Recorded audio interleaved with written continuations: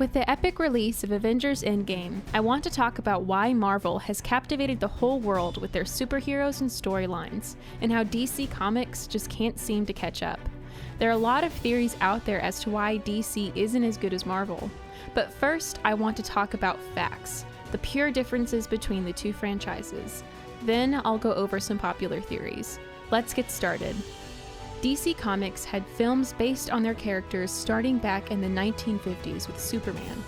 Superman had his big debut starring George Reeves in 1951 with the movie Superman and the Mole Men.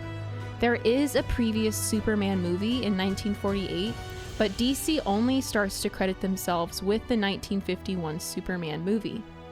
We've also seen takes on Batman since 1989 starring Michael Keaton. So for the majority of the late 20th century, we were only familiar with Superman and Batman in cinema.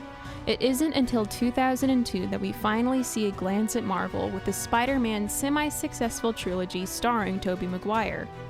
In 2005, DC drops its most popular movie series to date, Batman Begins starring Christian Bale. Marvel answered with Iron Man in 2008 and quickly took over the superhero movie genre. The Dark Knight also came out in 2008, which was DC's highest grossing movie ever, and at the time actually did better than Iron Man. Although we had the Spider-Man movies in 2002, Iron Man is technically credited with the birth of the Marvel Cinema Universe. So after Iron Man's release, we see the floodgates opened, and origin movies like Thor, Captain America, and the first Avengers roll into theaters. Here is an overall timeline of DC movies versus Marvel movies, so we have a better idea of the continuity of both franchises. In total, there are 22 Marvel films, and DC is credited with 19. As you can see, most of the DC movies are from 1948 to 1997, and pick back up with the Batman trilogy in 2008. After Iron Man in 2008, Marvel releases 2 or 3 videos a year until Endgame. So now that we have some basic facts down about each franchise, let's dig into why Marvel has a massive edge on DC. There are 4 main theories I'm going to touch on.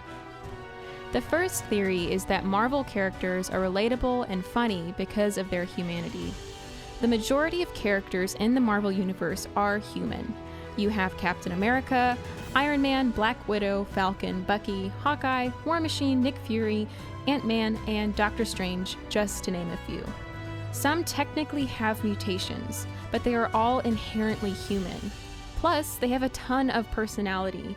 You see most of the Marvel superheroes crack jokes at one another, like the relationship between Iron Man and Spider-Man. You have Ant-Man in Endgame, who brings a lot of comedic relief. And of course, in Guardians of the Galaxy, the main character is a human who pretty much does nothing but make jokes the entire time. And that is why we love them. On the other hand, Superman, Wonder Woman, Aquaman, and Green Lantern are all technically aliens, and they make up the majority of the Justice League. Some argue that because they are aliens and seemingly perfect, that we as watchers just can't relate and don't have an emotional connection to the heroes.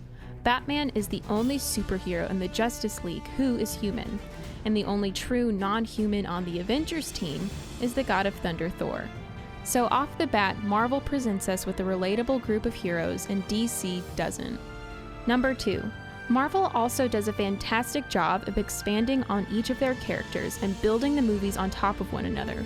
We don't see the Avengers movie until we are introduced to the 3 main characters, Iron Man, Thor, and Captain America, and each of their independent movies relate to each other and sit on the same timeline. One of the major complaints about DC Comics is that the movies they produce are random and don't really relate to one another at all. They frequently change actors, and they have no cohesive timeline that can connect previous movies to current movies, which can be confusing and frustrating when you're trying to get an overall feel for the DC storyline. The third theory is that DC is better at making villains than superheroes.